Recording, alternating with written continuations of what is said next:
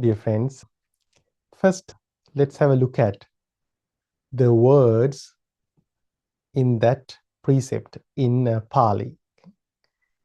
So what we are going to learn today, the second precept. So what is the first one? Panatipata Veramani Sikkhapadang Samadhyami. I undertake the precept of abstaining from killing living beings. So last time we learned that precept. Today we are going to learn about the second precept. So let me share my screen quickly. Okay, here are the Pali words. Adinadana Veramani Sikkhapadang Samadhyami. I undertake the precept of abstaining from stealing. Dear friends, let's talk about these second precepts. At first, this precept seems very simple. Most people think, I don't steal, so this precept is very easy. But when we took deeper, we discover that Buddha explained this precept in very great detail. So today, I'm going to use Parajika rule number 2. Okay? So it is a monastic rule, but to learn about this precept, we have to study that monastic rule. So because the second one, also for the monastics, the second precept, the second monastic rule is abstaining from stealing. So in monastic world, this rule is one of very serious rules, monastic rules. Why? Because if a high ordained monk, so I'm a high ordained monk, or we call them bhikkhu. If a bhikkhu, a high ordained monk, break that precept, so their monk's life is over. They cannot stay as a high ordained monk anymore. He's not a bhikkhu again in this world. So in that monastic rule, Buddha explained about everything about this precept. So today, I'm not going to take all the information from that section in Pali Canon. So I'm going to talk about things that are really important to your life as a lay person. So in that section, Buddha carefully explain what count as stealing and what does not count as stealing. So understanding this helps us practice the precept wisely in our daily lives. And also understanding what count as stealing and what not count as stealing helps us to understand the importance of intention, the importance of intention. So in Buddhism, intention becomes the karma or karma. Intention becomes the karma. So dear friends, human relationships depend on trust. When we trust each other, this society becomes very peaceful. But when people begin taking things that are not given, then what happens? Suspicion grows everywhere. Then locks appear on doors. Cameras appear in stores. Security guards appear everywhere. So people take every action to protect what they have. So all these systems exist because trust has weakened in this society. So the second precept protects something very precious: trust between human beings. Now let's take a look at what makes an action stealing. So according to teachings of the Buddha, several things must be present for stealing to happen. First, the item belongs to someone else. That item should belong to someone else. Second, the person should know it belongs to someone else.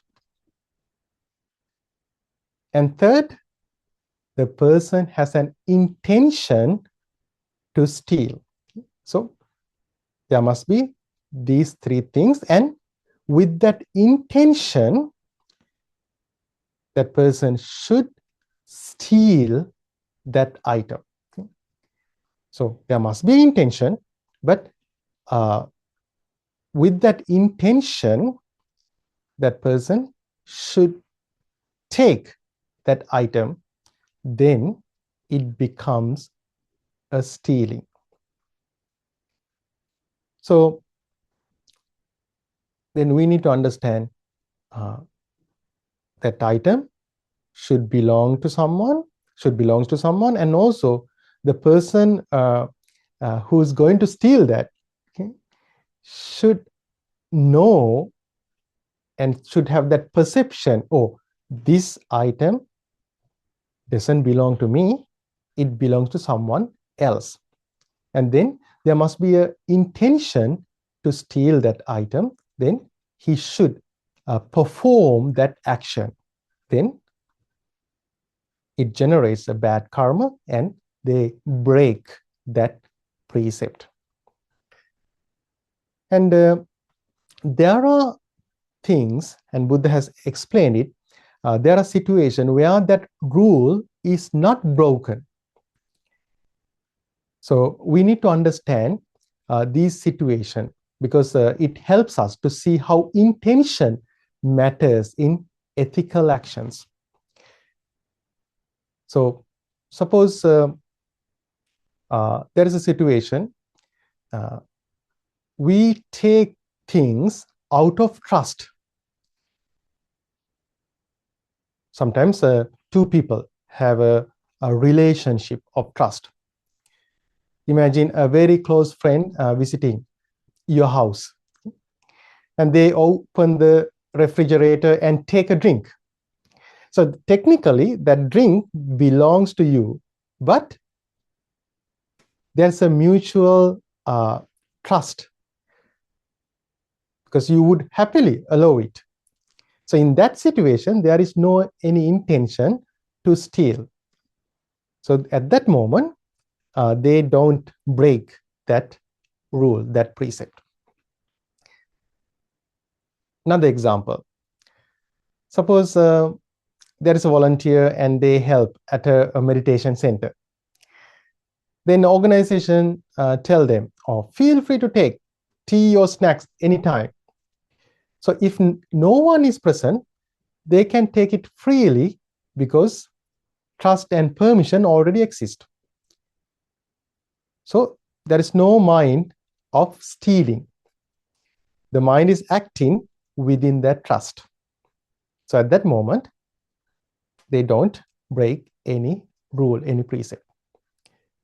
And there are some moments we think, so we see something and then we think, oh, it doesn't belong to anyone.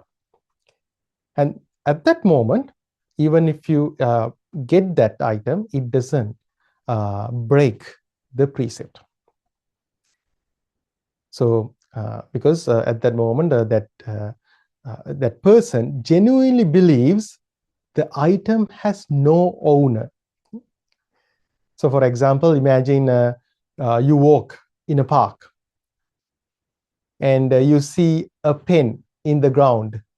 So then you think someone dropped this pen long ago and no one will come back for it.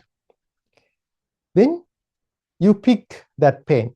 So if you pick it up believing it belongs to no one, then there is no intention to steal.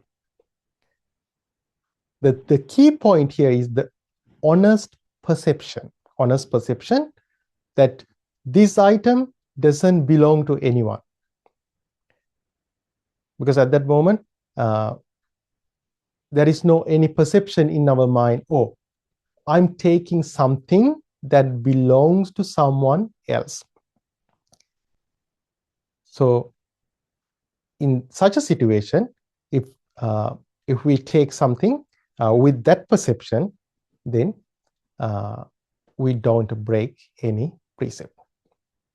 And there are situations that we think this item is abandoned sometimes. Yeah, in the Buddha's time, like monks, they found clothes for their robes from everywhere. Like sometimes when they go for alms round, then when they see some clothes on the road, then they know, oh, this is an abandoned cloth, then they take that. So there is no intention to steal that cloth. So then if someone take some items with that perception, oh, this item is abandoned, so then it doesn't violate any precept. And like sometimes people keep chairs on the sidewalk with a sign saying free. So it means like someone has clearly abandoned it. So taking it is not stealing because the owner has already given it up. Another example, people sometimes put old furniture, clothes or books outside their homes for others to take. So when we take those things, we are not stealing because the owner has already released the ownership.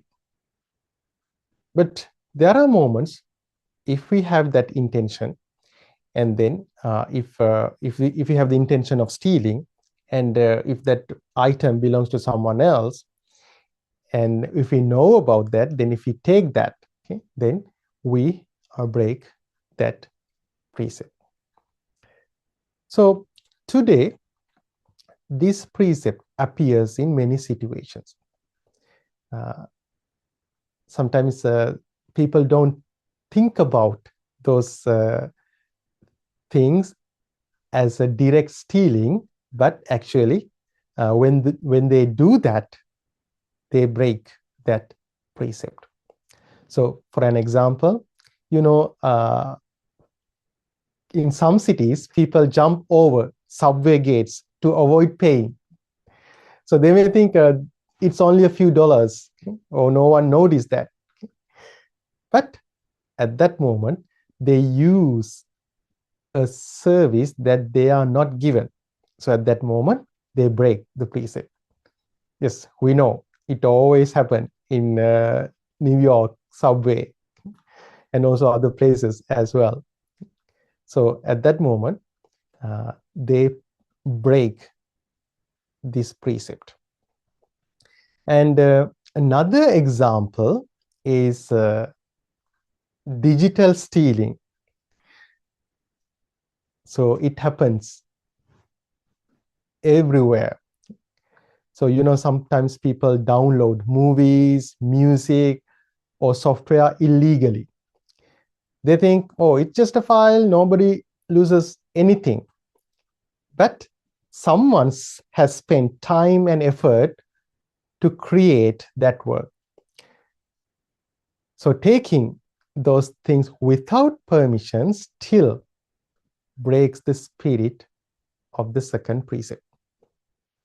So Yeah, this is something that people should know, because sometimes people download things, download music without paying, and at that moment they break that precept. They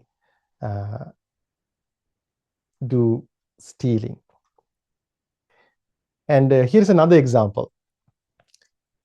Sometimes people take some supplies in their office to their home, sometimes pens, notebooks, or some equipment. So if it is a normal thing at that office, so everyone knows about that, and even the manager or the owner doesn't care about that, then it's okay. But if if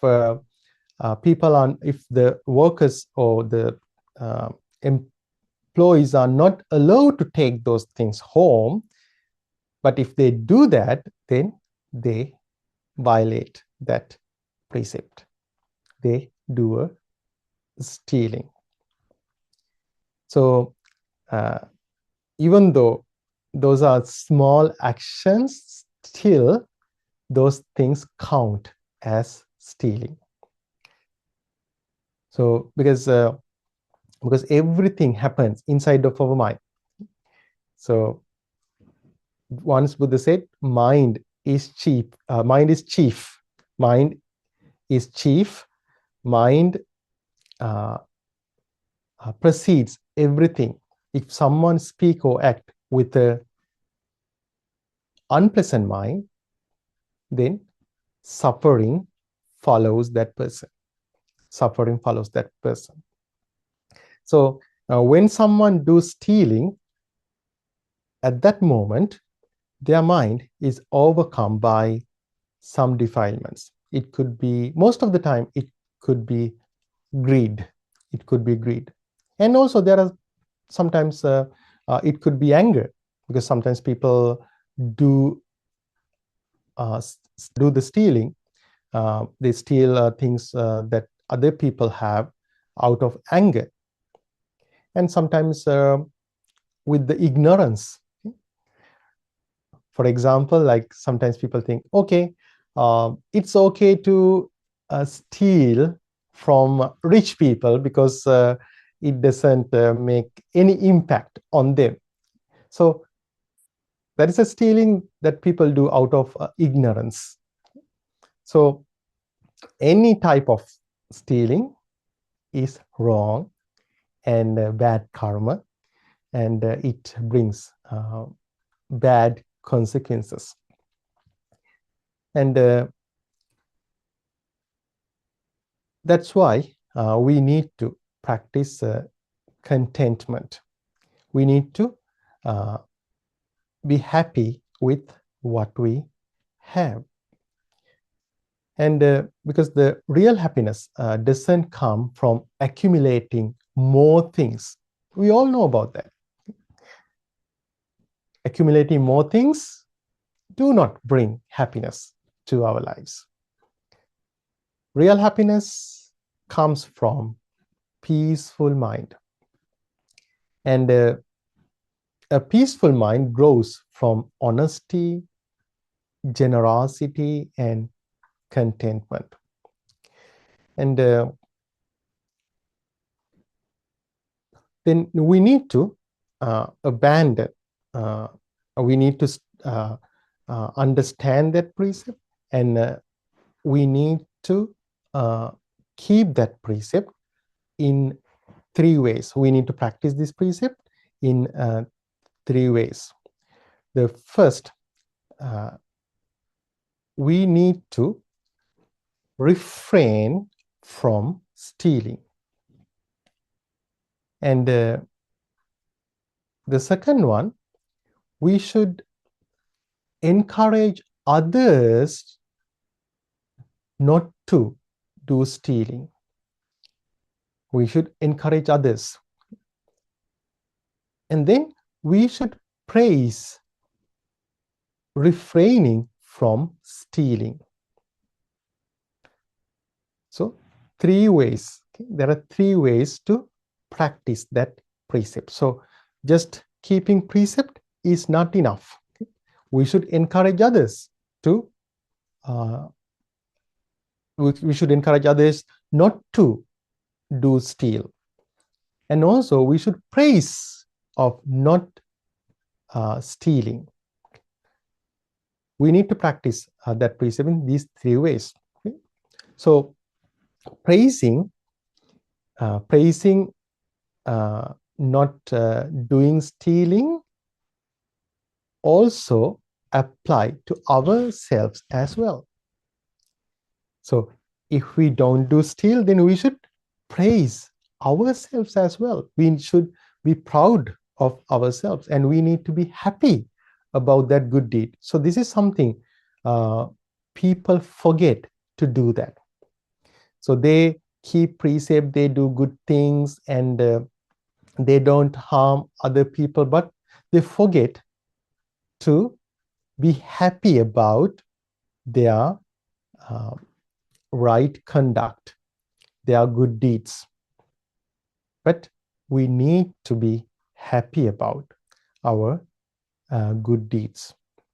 So that's why even right now, you can be happy about your virtue. Okay?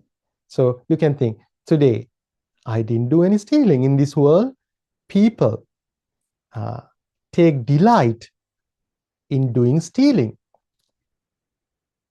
They take delight in doing stealing. But in such a world, I didn't do stealing. So we can have an innocent happiness about that right conduct, because then it helps us to develop our meditation practices. So why do we do all of those things? Not because Buddha has asked us to do those things, okay? Not because someone demand us to do those things. So why we develop our virtue, why we keep our precept? To develop our path, to develop our mind. So when I was starting this series of Dhamma talks about virtue, I mentioned that the foundation of our spiritual path is virtue. So that's why we need to keep precepts. Those are not just rules, those are guidelines for our life. Then on top of our virtue, we can develop our concentration. On top of the concentration, we can develop our wisdom.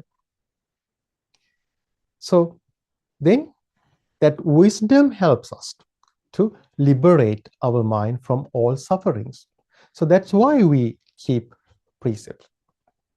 And when we practice the virtue, when we keep our precept, it also help to make this world a better place. And while keeping this second precept, we can do some other things that helps us to strengthen that virtue. One thing we can do, practicing generosity. So how practicing generosity helps us to strengthen that virtue? We know most of the time, people do stealing, people break this precept out of greed or out of stinginess. But when we practice generosity, out of compassion and with some wholesome thoughts, we give what we have to other people. So when we practice that, it helps us to weaken defilements, negative thoughts in our mind. It helps us to abandon greed. It helps us to abandon stinginess. So then, when we remove those negative thoughts, defilements in our mind, then it helps us to strengthen our virtue. Why? Now there are no harmful things in our mind that cause breaking of that precepts. So that's why we need to practice generosity. So that's why just keeping precept is not enough. We need to encourage others to practice that precept, and we should praise of practicing that precept. We should praise refraining from stealing, and also we can practice generosity. And also we can practice physical acts of loving kindness. It means we use this body to help other people with the intention of well-being of others. And we can also practice verbal acts of loving kindness. So physical acts of loving kindness, verbal acts of loving kindness, and then mental acts of loving kindness. So these things help us to strengthen our virtue. It helps us to strengthen our mind not to do stealing. Because there can be some moment that our mind asks us to steal something from others. Because our mind is very fickle. So it sometimes it deceives us. So right now our mind is very calm, very innocent. But there are moments our mind asks us to do so many bad things. So under the circumstances, our mind can ask us to steal something from others. So we need to avoid such situations. To do that, from now, we need to strengthen our mind. To strengthen our mind, we need to abandon those defilements, and also we need to practice other good things that helps us to strengthen this precept. So then gradually we call it purifying our virtue, purifying our virtue. We need to purify our virtue to understand the Four Noble Truths. I think some of you might remember that in our first session, I mentioned when we keep precepts, when we practice a virtue, it helps us to get rid of remorse, get rid of remorse. So when we don't have remorse in our mind, then there is a good environment in our mind to develop our concentration, and it helps us to understand Four Noble Truths. Then we can attain the first stage of the enlightenment. So to have a mind that don't regret, we need to complete our virtue, or in other words, in Buddhist terms, we say purifying our virtue. To purify our virtue, we need to abandon some negative thoughts, some defilements that can cause us to break some precepts in our life. And dear friends, when we keep this precept, then we contribute to make this world a better place. Imagine a society where everyone follows this precept. then people would feel safe leaving their belongings anywhere. Then businesses would not need expensive security systems. Governments would not need large systems to investigate a theft. Then so much conflict would disappear in this world. So this one precept protects peace in this society. So, dear friends, this precept helps us to have a peaceful mind. Why? If someone do stealing, then they live with fear, and their mind is always agitated. There is no any peace. But if someone keep this precept, then always their mind is very peaceful. And at the end of the day, they can have a very happy mind about their uh, right conduct. And uh, they can have a spiritual happiness in their mind. So this teaching protects the trust and honesty in this society, and it protects peace in our mind, and it helps us to uh, develop our mind, and gradually it helps us to improve our path toward the full enlightenment. So we can always remind ourselves not to do stealing, and also we need to be happy about our right actions.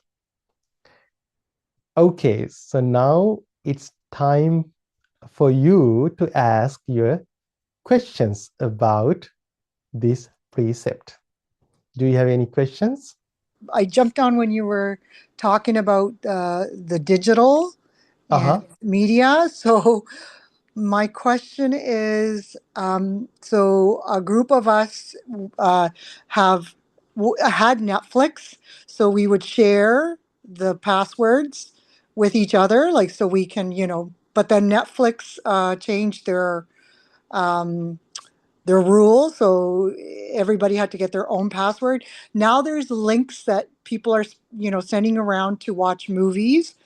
Um, and I thought, oh, okay, so if everybody else is watching on it, but now, like, you got me thinking about, I don't think it's right. Uh-huh. Is it stealing? Is it, if everybody else is doing it, if they're passing around links? I don't know. That's my question. Oh, yeah. Okay, that is the thing is like uh I don't know actually. Uh yes, there are some complicated things uh, about that uh, area, but actually, I don't think I have enough knowledge about that area to Uh, give a direct answer for that. Uh, yeah, some of yeah. the links, when I go on it, it does say, I don't know, there's a warning on Okay. The there. thing is, like Yeah. you can think about it like this. Okay. Uh, okay. According to the laws in the United States, if if that action is uh,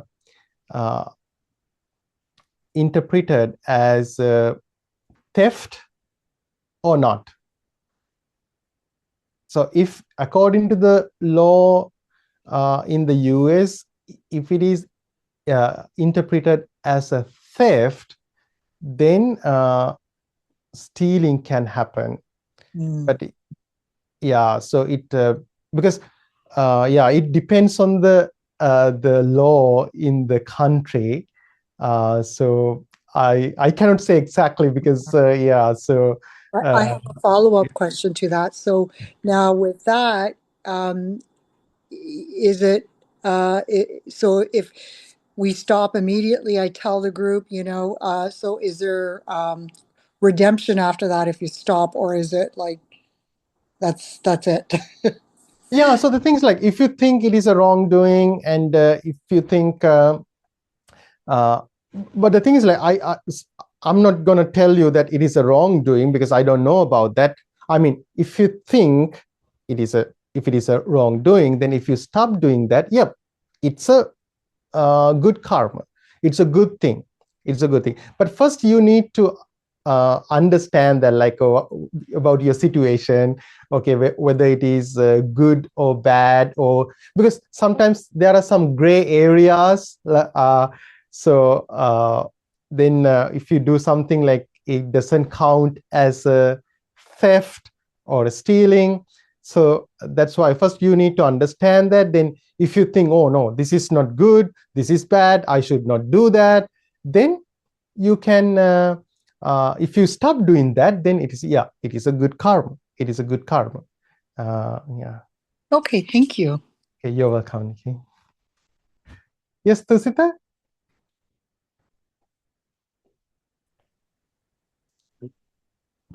So really quick, I get that I hear this a lot, like when I talk to Bante Pebueka about different things. He says I don't give myself enough credit for things and I'm too hard on myself. And it's very important that I do. So you mentioned that when we don't steal and stuff like that, that we should like rejoice in, like we should be happy in ourselves. And I have a hard time in my upbringing to pat myself on the back for something that I should automatically be doing anyway, like holding the door open for somebody. Okay. Oh, look at me. I did something good. I held the door. I should hold the door open for something. My core values are I should not steal. I shouldn't steal. So why would I give myself credit and like accolades for doing something that I should be doing anyway? It's not like killing. Obviously, I shouldn't kill somebody. So like, look at me. I didn't kill somebody. But I mean, stealing is something we know not to steal. Now, there's little accidents or these little things like she was just saying with the Netflix and everything, which I understand and I get that. But in general, like stealing. I'm not gonna. I can't imagine waking up in the morning and say, "Oh, good job, Fred. You didn't steal for the last week." I shouldn't have stolen the last week. Okay, so if your point is true and accurate, then people cannot be happy about any good deed. Why? People are supposed to do good deeds. That's what human beings are supposed to do. Okay. But if we take like that, if we think like that, then our spiritual life become very boring, very unhappy. There is no pleasure. Okay. So why? Because we don't give us the credit that we uh, deserve to have. Okay? We deserve to have. So because in this world, doing good deeds are not easy. Okay? It's not easy because because sometimes when people do good deeds for a long time, then they feel, oh, this is not a big deal. This is a very easy thing. But actually, it's not. Okay? Why? Because always there is an inclination in our mind to do bad things, to have bad thoughts. Okay? So while having such a mind, when we do some good things, okay, so we should be happy about that.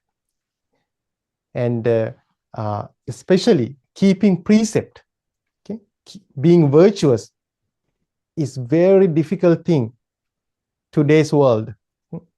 So if you keep only one precept, still you should be happy about that. So then if you keep all the precepts, then you can be more happy about that, because we need that happiness, that spiritual happiness, to grow our path. Otherwise, we still we can grow our path, but it's not faster and it's not smooth. Our path is not smooth. So that's why we need to be happy about our good deeds always. Okay, so that is a practice. It is a Buddhist practice. Buddha has clearly mentioned about in many suttas. So there is one sutta called Kosambya Sutta in Majjhima Nikaya. I think I ask you to read that sutta, Kosambya Sutta. So in that sutta, Buddha asks us, if you do these good things, you need to be happy about that. Okay? You need to be happy about that, because we need that happiness to grow our path, and especially to develop our concentration, our meditation. I mean, Bhante, it's like you said. You just said the words. It's work. I have to work at it. It doesn't come natural to me.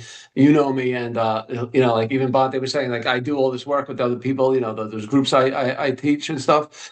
And he says it's such a good thing, and I don't think anything of it, because I think, well, if I can do something to help somebody, shouldn't I?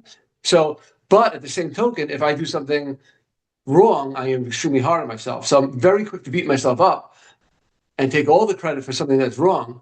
But when I do something good, I don't even think like that's something that I'm supposed to take credit. So it's hard for me, but I understand. I understand the purpose of it, and I guess it's something like you said. I just have to keep practicing, like Buddhism's practice. I just got to keep practicing, I guess. Yeah, the one thing that we can do to have that happiness, compare ourselves with other people. So we can. So there is something that I practice. So I keep some precept, like I have 227 precept, more than that to keep. And so then I try to be happy. In this world, people be happy by killing living beings, by doing stealing, by doing sexual misconduct, telling lies, and taking intoxicants and drugs. So in this world today, I kept my precepts. Okay? So they are happy about those wrongdoings. Then why shouldn't I happy about my good deeds, my good things? Okay? So then in that way, I try to be happy about the precepts, the virtue that I have. Okay. Okay, then hi, Oscar. Hi, Bante.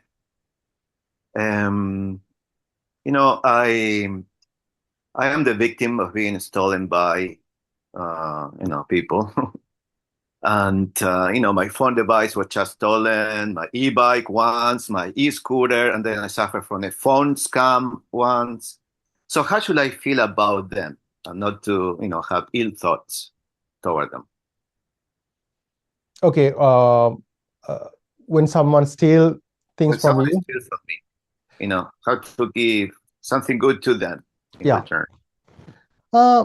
Okay, this could be a little bit hard to practice, but if we can practice that, we can have some relief. Okay, so if someone steals something from you, and yes, first you try to get it back. Okay, you try to find it. If your effort is in vain, then you can think, okay, they got that because they want it. Okay, they are happy with that thing. Okay, so I think, okay, I practice generosity. So I gave it, I give up it, and then I think, okay, it's good. He's happy. The person who got this thing is happy, so it's good. Then we can think it's like practicing generosity, because if you give something to someone, then you are happy about that. Suppose you have some money. Suppose you have $100, and then suddenly you want to give it to a charity. So then you give that to the charity. Then you are happy about that. Okay? But if someone steals that same $100, then you worry about that. But what if you think, oh no, I make a donation to someone else, someone that really need that $100? Okay, then you can have some relief. Okay, and at the same time, you practice detachment, and you practice altruistic joy or appreciative joy, mudita. I think we can practice that, and I have practiced that sometimes, like, because sometimes it's not about the stealing.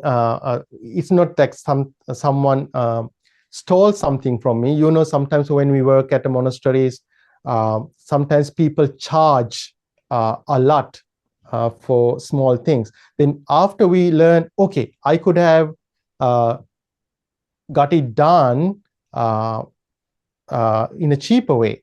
So then, sometimes like we feel some regret, some sadness, but in those moments I have thought, okay, no, it's okay, because I gave that money, because at least they are happy about that, and then I can let go of the regret or the sadness that I have in my mind. Okay? So I think that is something you can practice, Oscar.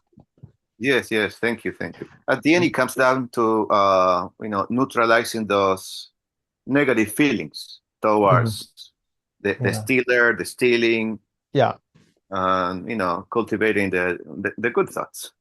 Yeah, because there is a verse, Dhammapada verse. In that verse, Buddha says, if someone keep thinking they abused me, they uh, uh, attacked me, they uh, robbed me, okay? So they stole things from me. So then, if someone keep thinking like that, uh, their hatred never ends. Okay? Then always they have the hatred. So then they have, suppose like if someone steals something from us, okay, then we lose that one. And then by thinking about that, we also lose the peace in our mind. Okay? Then the two disadvantages: one, the real thing that we lose, and the other one, the peace that we lose in our mind. Okay? So then we let those people to steal our happiness again and again, again and again. Okay? So one is more than enough. Okay. So yes, they stole one thing. Okay, that's enough. I don't let them to steal my happiness and peace. Okay, Scott. Okay, do you have any other questions? Okay. Okay, any thoughts about this precept or the things that you have practiced in the past? One more thought. Dante, one more thought. Yes, Oscar. Coming back to the Netflix question, Mm-hmm. you said that if there is a law against that theft, so there is a law at some point in time, therefore it becomes stealing. Prior to that conventional law, there was no anything against it. Therefore, it was no stealing. There was no stealing from whoever raised that question. Right? Is that what you're saying?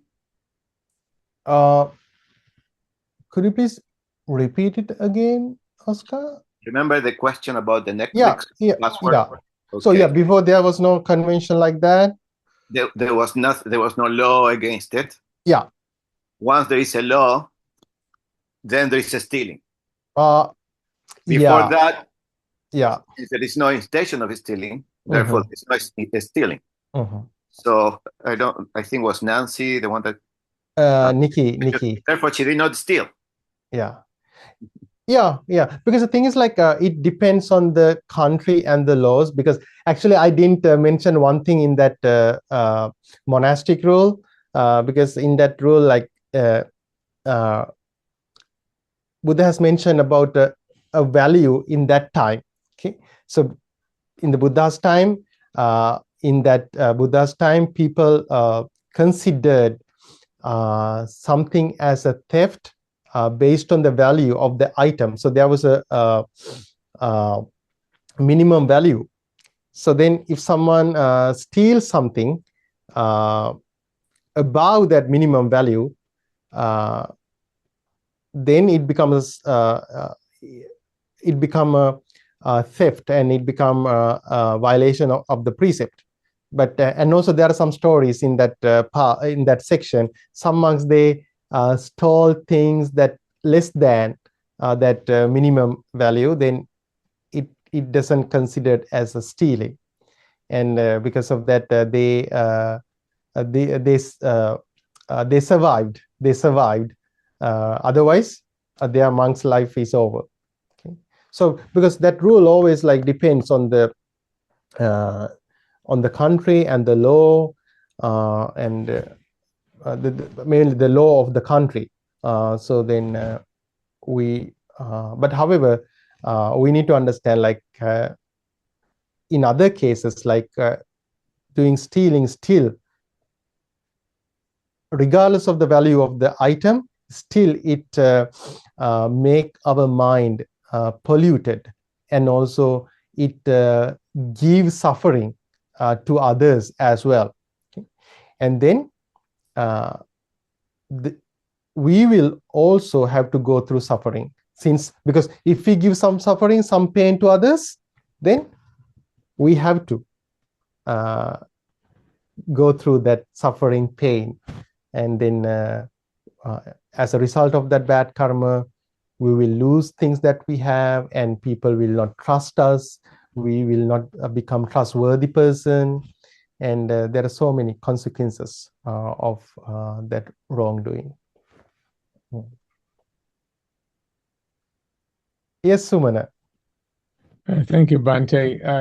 On the same subject, there are laws like in Canada that there's if you get caught stealing, a limit. If it's over $5,000, it's a much more it's a bit either a bigger fine or possibly jail time. If it's under 5,000 and just $1,000 or whatever, they would consider perhaps a misdemeanor and you get a warning, but it's still considered, that's Canada. It's still considered stealing. Now, with the movies, there used to be these boxes that before Netflix, and so you could get a box and a little card, and someone somewhere in the world would send you that card, and you can watch 1,000 movies for no charge. You only pay like, I don't know, $5 or $10 a month, and the government would eventually catch the perpetrators and shut the machines down. And then you'd have to go back to that person and buy a different machine to do it. But it was all stealing. Now, right now, when she mentioned watching movies that she gets links for, a lot of these movies, there's always a warning that they're copyrighted and they're only to be used by, if you have them officially. So, in my estimation, if you're watching movies that haven't been approved through the regular channels, some movies that are of a certain age you can get free, so it's no problem.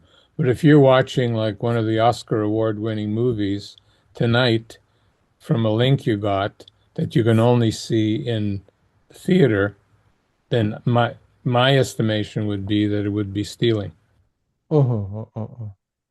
Yeah. There's a Yeah, lot of it's a kind of nuances there. complicated thing. Yeah, Yeah. it's a complicated thing. So that's why I cannot give a direct answer for that. Yeah. So what I can give, like, okay, for example, like if someone, one thing I can say, like if someone hack a system, okay, then they download all the movies and the things to their computer, then it's a direct stealing. Okay. Yeah, that's where the links come from hacking. Yeah. So there's a direct. So other than that, I cannot give a direct answer. Yeah. But if that person who downloaded it gives it to someone else, and that person, then It's maybe it's another not. gray area, Sumana, according to the definition of that precept, because you are not stealing, you are using something that someone has stolen.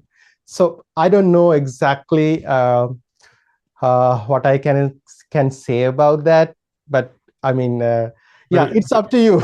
But if you don't know, you can surmise. But if you don't know that the person has actually stolen it and watch it, then perhaps it's okay.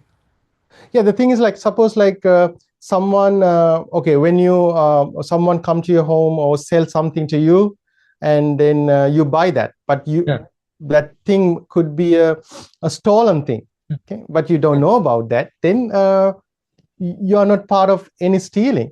Okay. That's right. I think even after you know about that, I don't think I don't think it count as a stealing, but it's a wrongdoing. I think it's a wrongdoing. It's not a good deed. I think. Yeah. None of it is good. Yeah. Yes, Corey. I was just gonna tell Oscar, that verse is verse 3, and then 4 goes along with it. And the Dhammapada on what you were talking about. Yeah. It's verse 3 and verse 4. Verse 3 and verse 4. Yeah. Yep. Yeah. Okay. Yes. So Corey, if you can find it, you can share it on the chat. Okay. Yeah. Okay. I think we have talk about so many things about this precept. I think now we can end today's session. Today we collect a lot of merit, good karma by learning about this Buddhist teaching. And also we practice meditation for 5 minutes. We collect a lot of merit, good karma, spiritual energy. So by the power of all the good karma we collected, with the blessings of Buddha, Dhamma, and Sangha, may you and your loved ones have a long life, healthy life. May you be successful in your endeavors. May all the good fortune come your way. May you always have a peaceful mind. May you attain bliss of happiness. Sadhu, sadhu, sadhu.